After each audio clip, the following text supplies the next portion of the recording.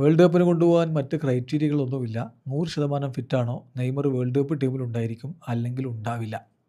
Carlo Ancelotti മുമ്പ് പലവട്ടം പറഞ്ഞ നിലപാടാണ്.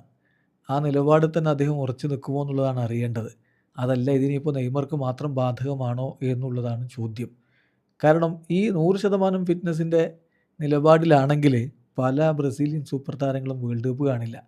ആലിസൺ ബക്കർ ഇപ്പോൾ പരിക്കേറ്റ് ലിവർപൂളിനായിട്ട് അങ്ങനെ കളിക്കുന്നില്ല. അപ്പോൾ അങ്ങനെ വന്നാൽ അദ്ദേഹം വേൾഡ് കപ്പിന് മുമ്പ് 100% ഫിറ്റ് ആകുമോ എന്നുള്ള കാര്യം സംശയമാണ്. സോ ആലിസൺ വോൺ ഗോ എന്ന അവസ്ഥയാവും. എത്ര മിലിറ്റാവോയുടെ കാര്യം ഇത്തിരി കഷ്ടമാണ്. അദ്ദേഹത്തിന് പരിക്ക് പറ്റി, ബൈസെപ്സ് ഫെമോറിസ് ഇഞ്ചുറിയാണ് എന്നൊക്കെ റയൽ ആദ്യം ഒഫീഷ്യൽ സ്റ്റേറ്റ്മെൻറ്റ് ഇറക്കി. അതിനുശേഷം ഇന്നലെ പുറത്തേക്ക് വന്ന വാർത്ത അനുസരിച്ചാണെങ്കിൽ അദ്ദേഹം റിലാപ്സ് ചെയ്തു. മാത്രമല്ല പഴയ സ്കാറ് റീഓപ്പൺഡായി. ഇനിയിപ്പോൾ സർജറി വേണ്ടി വരും. സർജറി ഒഴിവാക്കാൻ വേണ്ടി അദ്ദേഹം പരമാവധി ശ്രമിക്കുന്നു. വേൾഡ് കപ്പിന് ഫിറ്റ് ആവുന്ന കാര്യം സംശയമാണ്. സോ മിലിറ്റാവോ വോൺ ഗോ എന്ന അവസ്ഥയിലേക്ക് എത്തും. എസ്റ്റവായുടെ കാര്യവും ഏതാണ്ട് ഇതേപോലെയൊക്കെ തന്നെയാണ്.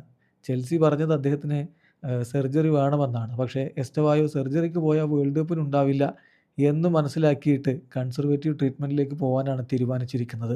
വേൾഡ് കപ്പിന് മുമ്പ് 100% ഫിറ്റാകുമോ എന്ന കാര്യത്തിൽ ഉറപ്പില്ല. അപ്പോൾ എസ്റ്റവായോ വോൺ ഗോ എന്ന അവസ്ഥയിലേക്ക് അവിടെയും പോകും. ബ്രൂണോ ഗുയിമാറസിൻ്റെ കാര്യത്തിൽ ഇപ്പോഴും ഡൗട്ട്ഫുള്ളാണ്. അലക്സാന്ദ്രോയുടെ കാര്യത്തിലാണെങ്കിൽ ബിഗ് ഡൗട്ടാണ്. അപ്പോഴാണ് നെയ്മർ ഇപ്പോൾ കഴിഞ്ഞ കുറച്ച് കളികളായിട്ട് നിരന്തരം 90 മിനിറ്റൊക്കെ കളിച്ചുകൊണ്ടിരിക്കുന്നത്. ആഞ്ചലോട്ടി എന്ത് തീരുമാനമെടുക്കും എന്നുള്ളതാണ് ഇനി കണ്ടറിയേണ്ടത്.